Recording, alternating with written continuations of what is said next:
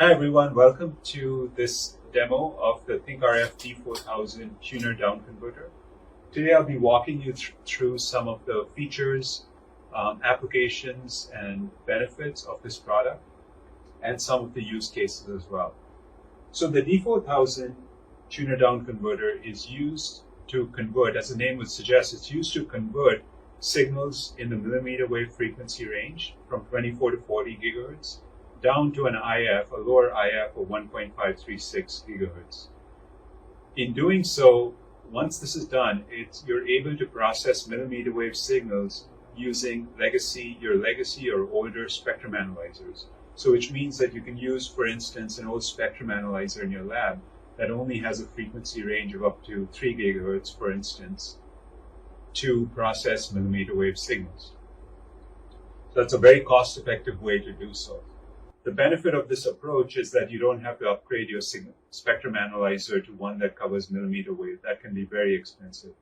So we take this approach to use a tuner downconverter. So a little bit about the product. The D4000, it can be used in applications like spectrum monitoring, research and development, and over-the-air testing. It has, what makes it unique is the fact that it has built-in pre-select filters. It also has a built-in local oscillator, and it's also calibrated. This makes it very different from other downconverters, which simply downconvert a signal. And in some cases, you have to feed an external local oscillator. We've taken care of all that in one small compact package called the D4000. The D4000 tuner downconverter has built-in pre-select filters, which is very useful for field measurements. It also has built-in preamplifiers, and it also is able to auto-calibrate a signal such that the input signal level is equal to the output signal level. So if you inject minus 50 dBm into it, you get minus 50 dBm out of it as well. This is very unique. If you took an ordinary downconverter, you'd probably need to calibrate that. You'd also need to provide external local oscillators to control that tuner downconverter. This product, by comparison, has built-in local oscillators. All you have to do is enter the tune frequency range, and it does everything else for you. The product can be controlled remotely as well over Ethernet. So you can have it in your test equipment rack, and you can control it from your desk, for instance, or anywhere across the world, as long as you have an internet connection. So for this demo, what we've got is a signal generator that sweeps across. We've got it sweeping around 35 gigahertz. That feeds into the RF input port of the D4000, and the IF output feeds into a spectrum analyzer. Okay, so we've got actually exactly a 500 meg bandwidth around 35 gigahertz, and that signal is a CW signal that's swept across that frequency range that feeds the RF input. The IF output is input into a spectrum analyzer that's set to a span of 500 megahertz. So you can see the signal sweeping. The signal is set to minus 20 dBm input.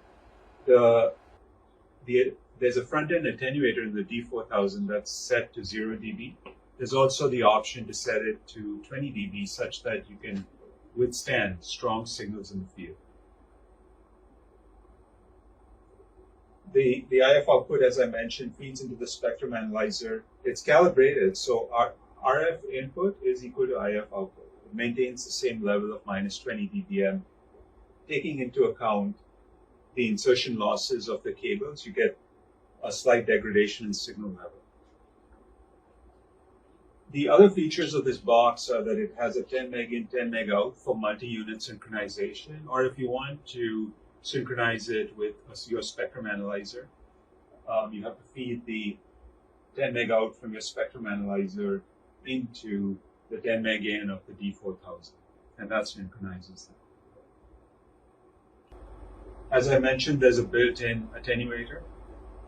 In this case, the attenuator is not enabled, but it's easy to do it through a simple software command, Skippy command. The box has open API, so it's easy to control using Skippy commands. It also has a 12-volt DC power supply. It can be, because of the Ethernet port, the additional benefit is that you can also mount it remotely. So for instance, in the case of a spectrum monitoring application, you can mount it very close to the antenna on a mast and to preserve noise figure. So in this short video, I've walked you through some of the features, applications, and benefits of the D4000, how it simplifies the process of upgrading your legacy equipment to millimeter wave frequencies without having to incur a costly upgrade of the equipment itself. So thank you very much for joining us today in this demo. If you have any questions or comments, please feel free to leave them in the comments section below the video. Thank you very much.